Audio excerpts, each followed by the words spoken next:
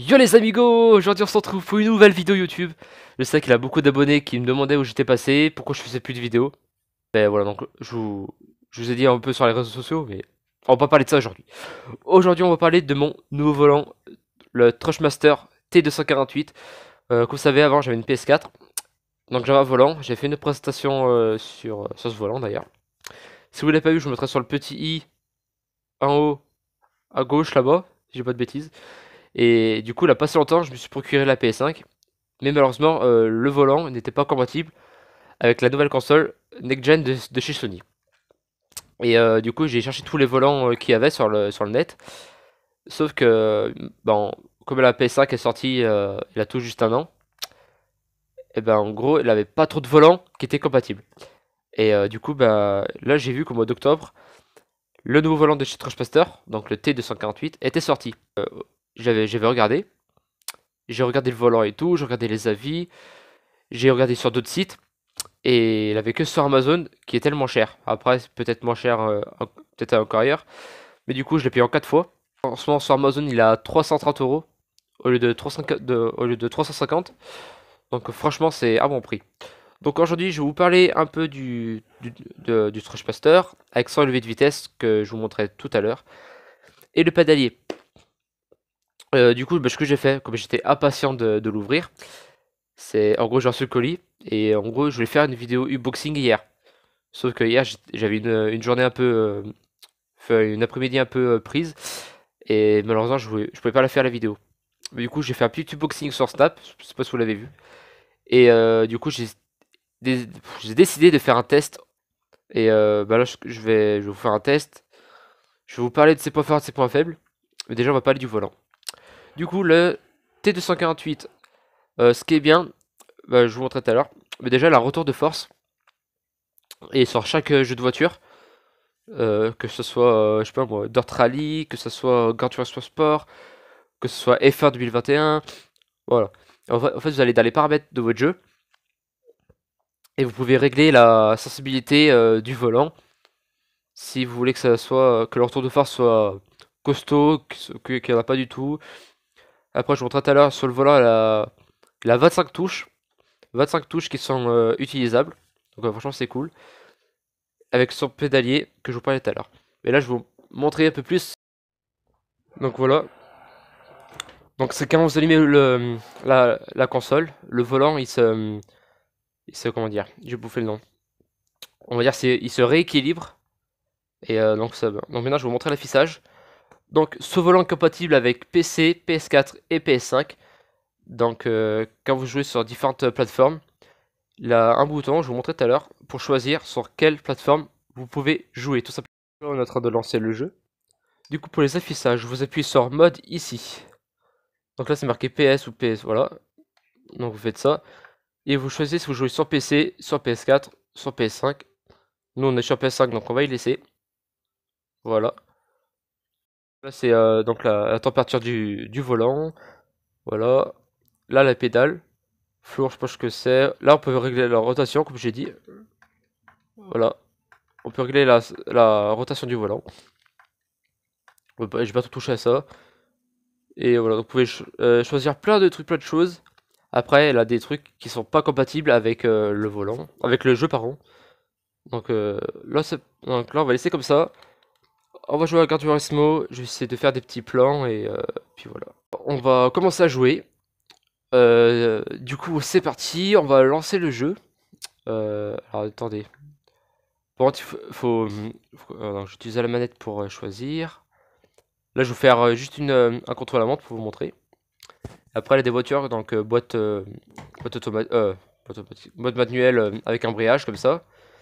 Ou après, soit aux palettes, ici.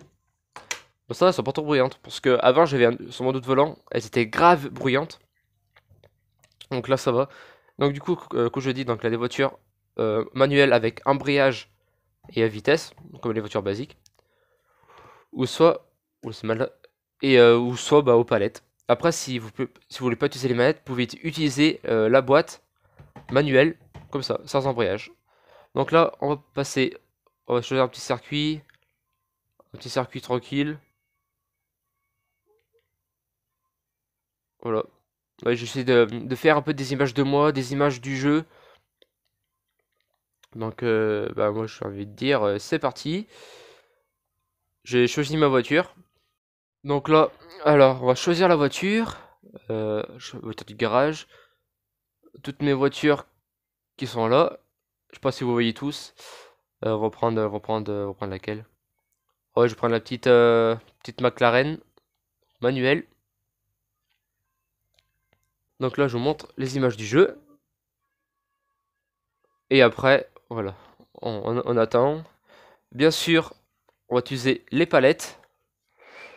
Les petites palettes au volant. Ça va être sympa. Donc je vais essayer de faire plusieurs plans, faire voilà. Donc le jeu est lancé, c'est parti. Là, on va utiliser les palettes avec accélérateur et le frein. Tout simplement. C'est parti. Bon, en vrai, le volant, ça va. Là, le retour de force, tu sens bien. Après, comme j'ai dit comment dire, ouais, pardon, dans les paramètres du jeu, vous pouvez régler la sensibilité de retour de force. Donc c'est pas mal. Moi ça, j'ai pas trop touché, mais c'est vrai que le retour de force, tu sens bien quoi. Tu sens bien la force qu'il y a dans le volant quoi. C'est comme si c'était vraiment dans la voiture quoi. C'est incroyable. Les palettes, ça va, en plus c'est métallique et tout, j'aime bien. J'aime beaucoup. Ah bah ouais, j'appuie sur le frein, je me trompe de pédale. Donc en vrai c'est pas trop mal. Voilà, on fait une petite course. Et en vrai le volant il est pas mal. Puis les vitesses c'est bien comment dire. C'est bien synchro, parce que des fois là des jeux que tu passes les vitesses mais elles sont pas synchro quoi. Là ça va, ça se passe bien. Et puis le volant, pour l'instant il bouge pas trop parce que j'ai fait quelques réglages. Donc c'est pas trop mal ce volant en vrai. Je me trompe de pédale encore une fois. Voilà donc comme j'ai dit les palettes en vrai ça va. Et tu sens bien la sensibilité du volant. C'est pas mal. C'est pas trop mal. En vrai c'est l'un des volants pour après, du coup comme j'ai dit c'est un volant pas mal pour débuter. Après c'est vrai que le volant que j'ai eu c'était pas trop mal pour débuter aussi. Mais c'est vrai pour le prix quoi. Certes c'est 330 euros. Mais franchement c'est un beau volant. C'est la première fois que j'ai un bon volant. L'ancien, euh, j'arrive pas à conduire. Par contre, après, c'est vrai, pour arriver à conduire, il faut s'entraîner. Moi, ça fait que depuis hier que j'y joue et je me suis habitué. Donc, voilà, j'ai pas fait de plan avec des pédales, parce que vous savez comment utiliser des pédales quand même. Donc voilà. Mais du coup, comme j'ai dit, le volant, depuis hier, j'y joue. Donc, c'est vrai, pour connaître un peu le volant, connaître un peu toutes les voitures, parce que des voitures qui sont plus propulsants que d'autres et tout. Voilà. Mais après, il faut connaître le volant, faut connaître un peu la sensibilité et tout. Vous faites vos réglages à vous. Donc moi, j'ai tout fait mes réglages, donc là, pas de souci pour ça. Et donc, comme je vous ai dit, pour le prix, certes, c'est 330 euros, mais ça reste un bon volant. Après, pour débuter, donc vous prenez le Ori, je sais pas quoi, donc le vent que j'avais pour débuter, c'était pas mal. Sauf que les palettes, ça faisait trop de bruit. Et bon, par contre, il est compatible qu'avec la PS4, PC, je sais plus quoi. Et comme moi, j'ai le PS5, donc voilà. Mais c'est vrai, pour débuter le sim racing, franchement c'est pas mal. Donc, le petit volant comme ça, retour de force, le petit levé de vitesse qui va avec, heureusement. Et ses points forts et ses points faibles. Déjà, son point fort, après, je sais pas si tout le monde s'est d'accord avec moi, mais c'est le prix. Certes, ça reste 350 euros, mais ça reste un très bon volant.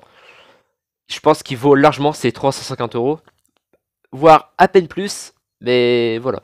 Déjà pour 350 euros, c'est un très beau volant et très bien fini. Finition en cuir en plus.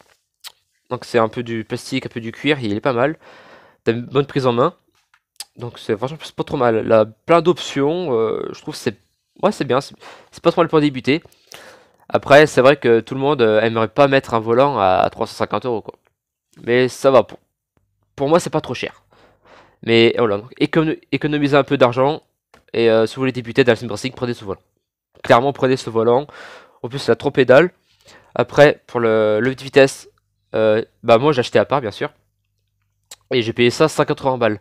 Enfin, il était à 575 balles, plus les frais de livraison, donc j'ai payé ouais, 180 balles. Après, ça se trouve qu'il avait moins cher sur d'autres sites. Mais prenez ce volant que ce pédalier et prenez le 8 vitesses. Et en vrai, ça va pas trop mal. Sauf qu'après, voilà, on va dire clairement, elle a des volants qui coûtent encore plus cher.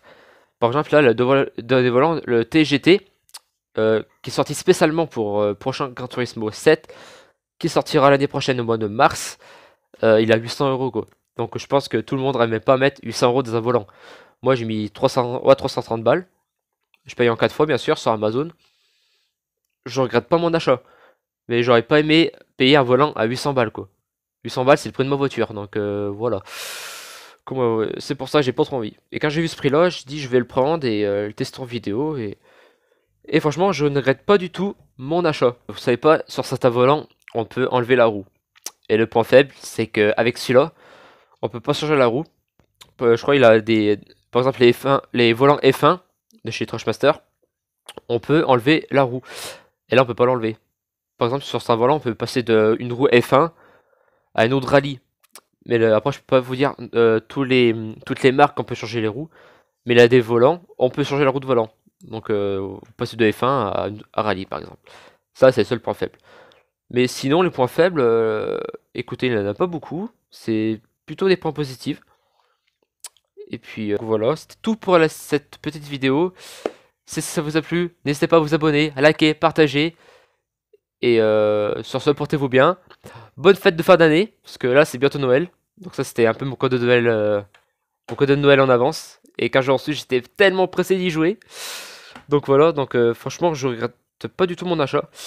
Et comme je vous ai dit, si vous voulez procurer ce volant, je vous mets le lien dans la description. Là pour l'instant il a 330 euros le de 350. Donc franchement ça vaut le coup. Ça vaut beaucoup le coup. Et puis moi je vous souhaite encore de bonnes fêtes de fin d'année. Portez-vous bien et prochaine vidéo, je ne sais pas encore. Mais si vous avez activé la cloche des notifications, vous allez recevoir ma future vidéo. Sur ce, ciao!